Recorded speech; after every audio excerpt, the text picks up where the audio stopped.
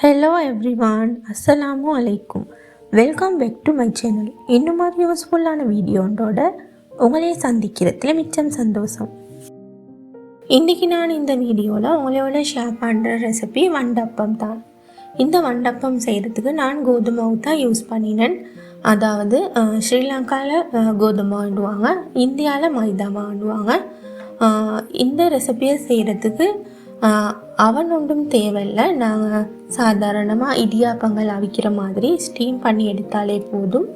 Taste wise செல்ல போனாலும் அவ்வளோ சாஃப்டாக டேஸ்ட்டாக வேறு லெவலில் இருக்கும்.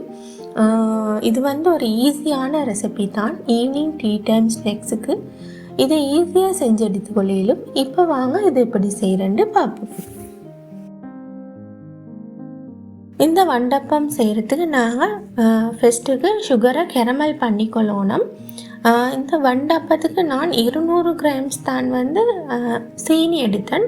அந்த 200 கிராம்ஸ் சீனியிலேருந்து 3 டேபிள் ஸ்பூன் மாதிரி சீனியை போட்டு இப்போ நான் கேரமல் பண்ணுறேன். மீடியம் ஹீட்லேயே வச்சு கொஞ்சம் கலர் வர காட்டியும் கேரமல் பண்ணணும். இப்படி கொஞ்சம் நல்ல கலர் வந்ததுக்கு போகிறோம். கொஞ்சம் நாங்கள் ஸ்பெட்டியூலாவால் கொஞ்சம் கலந்து விட்டதுக்கு போகிறோம். சுகர் ஃபுல்லாகவே கரைஞ்சிரும். இப்படி கொஞ்சம் கலந்து விட்டா அதுக்கு போகிறோம். நல்லா கொதிக்கிற தண்ணியால் ஒரு அரை கப் மாதிரி ஊற்றி நாங்கள் கொஞ்சம் இதை கொதிக்க விட்டுட்டு மிச்சம் மீக்கிற சீனியையும் போட்டு சீனி கரையை காட்டியும் நல்லா காய்ச்சிட்டு நாங்கள் அடுப்பை ஆஃப் பண்ணி இதை நல்லா தண்ணி மாதிரி ஆற விடணும்.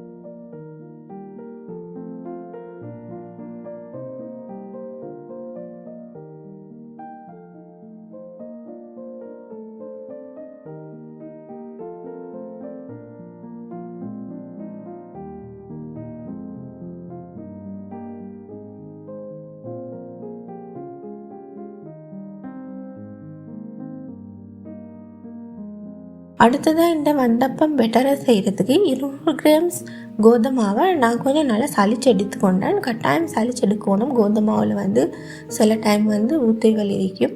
ஸோ சளிச்சு எடுத்து கொண்டதுக்கு போகிறோம். நாங்கள் செஞ்செடுத்து அந்த சுகர் கேரமலை இதுக்கு ஃபுல்லாக ஊற்றி மிக்ஸ் பண்ணணும்.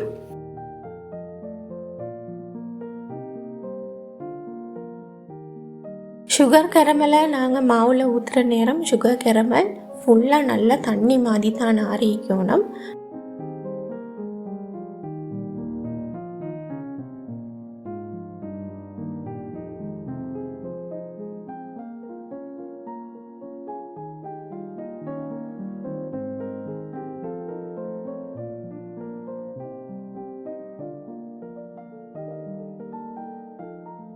அதோடு 250 ml நல்ல திக்கான கோகோனட் மில்க், அதாவது தேங்காய்ப்பால் நல்லா திக்காகிக்கணும். அப்போ தான் இந்த வண்டப்பம் நல்லா டேஸ்டாக இருக்கும்.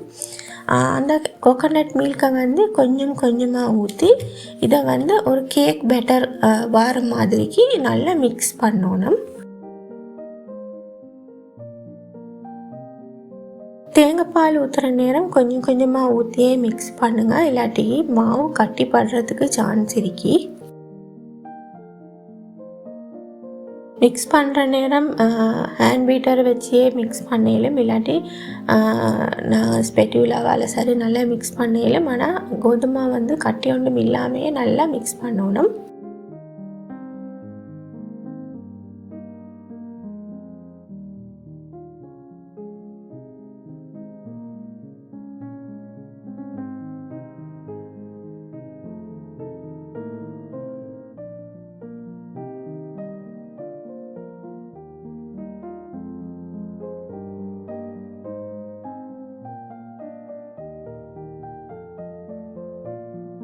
கட்டி ஒன்றும் இல்லாமல் நல்லா மிக்ஸ் பண்ணினதுக்கு போகிறோம். ஒரு பிஞ்ச் ஆஃப் சால்ட்டும் 1 டீஸ்பூன் மாதிரி நான் ஏலக்காய் பவுடரும் ஆட் பண்ணினேன். அதோட 1 டீஸ்பூன் பேக்கிங் பவுடரும் ஆட் பண்ணினேன்.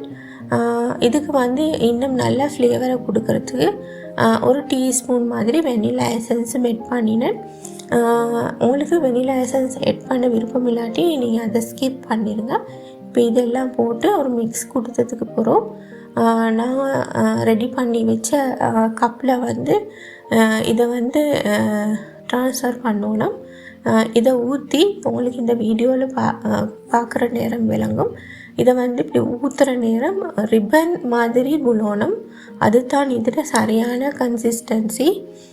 நான் செல்லுற அளவுகள்லேயே நீங்கள் வந்து இதை செஞ்சீங்கன்னா உங்களுக்கு வந்து சரியான ஒரு வண்டப்பத்தை செஞ்சு எடுத்துக்கொள்ளையிலும் எந்த விதமான ஒரு பிழையும் இல்லாமல் நல்ல சாஃப்டாக வரும் இந்த வண்டப்பம். நான் டிஸ்கிரிப்ஷன் பாக்ஸ்லேயும் வந்து இதில் இன்க்ரீடியன்ட்ஸ் எல்லாம் கொடுக்குறேன்னு, தேவையானவங்க அதுலேயும் செக் பண்ணி பார்த்துக்கோங்க.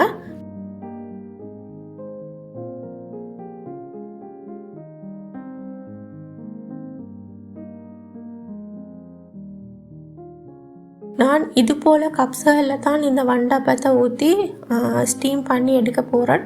இதில் நான் ஃபுல்லாக நல்லா கொஞ்சம் ஆயில் அப்ளை பண்ணி கொண்டேன். இல்லாட்டி பட்டரும் அப்ளை பண்ணிலும், ஆயில் இல்லாட்டி பட்டர் அப்ளை பண்ணுற நேரம் கொஞ்சம் கூடவே அப்ளை பண்ணுங்கள். அப்போ இது வந்து ஸ்டீம் பண்ணி எடுத்ததுக்கு போகிறோம் ஈஸியாக வந்து இது கலட்ட வரும். இல்லாட்டி கொஞ்சம் ஒட்டின மாதிரி உடஞ்சி வரும். ஸோ அதனால் கொஞ்சம் தாராளமாகவே ஆயில் இல்லாட்டி பட்டர் வந்து அப்ளை பண்ணிக்கோங்க. நான் இது போல் தான் இன்றைக்கி கப்ஸில் ஊற்றி எடுத்தேன். இதை வந்து நாங்கள் வீட்டில் டீ குடிக்கிற டீ கப்ஸ்லேயும் வந்து செஞ்சு எடுத்துக்கொள்ளையிலும். இதை வந்து ஃபுல்லாக ஊற்ற வேணும். இந்த பெட்டரை ஒரு 3/4 மாதிரி ஊற்றினா போதும். ஏன்னா இது வந்து ஸ்டீம் பண்ணி வார நேரம் கொஞ்சம் பொங்கி வரும். ஸோ அதனால் 3/4 மாதிரி ஊற்றிக்கோங்க.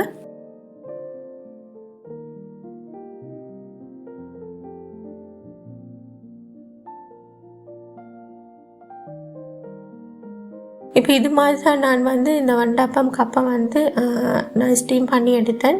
எனக்கிட்ட வந்து அந்த மேல்கால அப்படி வைக்கிறதுக்கு வந்து ஒன்றும் மீக்கல. நான் ஒரு கேக் ட்ரே வச்சு தான் வந்து நான் அன்றைக்கி ஸ்டீம் பண்ணினேன். இது வந்து ஸ்டீம் பண்ணுற நேரம் இந்த சட்டியோட மூடியை வந்து ஒரு துணியால் வந்து இப்படி நான் காட்டுற மாதிரி கவர் பண்ணிக்கோங்க. இல்லாட்டிக்கு இது வந்து வேக அதில் இருக்கிற தண்ணி வந்து இந்த வண்டப்பத்தில் வடிஞ்சு அது கொஞ்சம் தண்ணி விடுற மாதிரி ஒரு தன்மையோட கொடுக்கும். சில நேரம் வேகிறதுக்கு மிச்சம் டைம் எடுக்கும். பாருங்கள், உங்களுக்கு இந்த வண்டப்பம் பார்க்குற நேரமே விளங்கும் எவ்வளோ சூப்பராக வந்திருக்கீண்டு.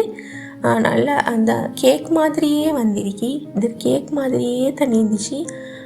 அவ்வளோ டேஸ்ட்டாக இருந்துச்சு. இது திக்கான கோகோனட் மில்க் சேர்த்து சுற்றி இதை வந்து மீடியம் ஹீட்லேயே வச்சு நாங்கள் ஸ்டீம் பண்ணுற நேரம் ஒரு 20 நிமிஷம் அரவர் மாதிரி போகும். ஒரு 20 நிமிஷத்துலேயே நீங்கள் கொஞ்சம் இதை வந்து ஓப்பன் பண்ணி பாருங்கள். ஓப்பன் பண்ணி பார்க்குற நேரம் இது வெந்திக்கிறான்னு விளங்குறதுக்கு ஒரு டூத் பீக் கொண்ட இதில் வந்து குத்தி பாருங்கள். அப்படி 20 நிமிஷத்தில் டூத் பீக் கொண்ட போட்டு குத்தி பார்க்குற நேரம் இது வந்து கொஞ்சம் ஒற்ற தன்மையாக இருந்தால் இன்னும் ஒரு 10 நிமிஷம் வந்து உங்களுக்கு கூடவா வந்து இதை ஸ்டீம் பண்ணி எடுத்தால் இது ஃபுல்லாக நல்லா உள்ளுக்கெல்லாம் வெந்து வந்துடும். அவ்வளவு தான். இது ஒரு ஈஸியான ஒரு ரெசிபி தான். ஆனால் டேஸ்ட் வைஸ் செல்ல போனால் சூப்பராக இருக்கும். கேக் மாதிரியே தான். இதில் வெண்ணிலா எசன்ஸ் மற்றது காடமம் பவுடர் எல்லாம் சேர்த்து செய்கிற நேரம், அதுவும் திக்கான கோகோனட் மில்க் எல்லாம் சேர்த்து செய்கிற நேரம் அவ்வளோ டேஸ்ட்டாக இருக்கும். டீ டைம் ஸ்நாக்ஸுக்கு வந்து கிட்ஸுக்கு செஞ்சு கொடுக்குறா இருந்தாலும் டக்குன்னு இதை செஞ்சு எடுத்துறையிலும். இது இன்ஸ்டன்ட் வண்டப்பம் தான். அதனால் வந்து இதை வந்து எங்களுக்கு புளிக்க வைக்கவோ இல்லாட்டிக்கு இதை செஞ்சு மிச்ச நேரத்துக்கு போகிறோம் இதை வந்து செஞ்சு எடுக்கும் அப்படி ஒன்றுமே தேவையில்லை. இன்ஸ்டண்ட்டாக எங்களுக்கு நினச்ச நேரம் டக்குன்னு செஞ்சு எடுத்துறையிலும். இந்த வண்டப்பம் ரெசிபியை நீங்களும் கட்டாயம் ட்ரை பண்ணி பார்த்துட்டு உங்களோட ஃபீட்பேக்கை சொல்லுங்கள். இந்த வீடியோ உங்களுக்கு மிச்சமே யூஸ்ஃபுல்லாக இருந்திருக்கும் என்று நம்புகிறேன். இந்த வீடியோ பிடிச்சிருந்தா லைக் பண்ணி உங்களோட ஃப்ரெண்ட்ஸ் அண்ட் ஃபேமிலிக்கும் ஷேர் பண்ணுங்கள். இன்ஷா அல்லாஹ் மீண்டும் இன்னொரு வீடியோ உங்களோட உங்களையே சந்திக்கும் வரை பாய் பாய்.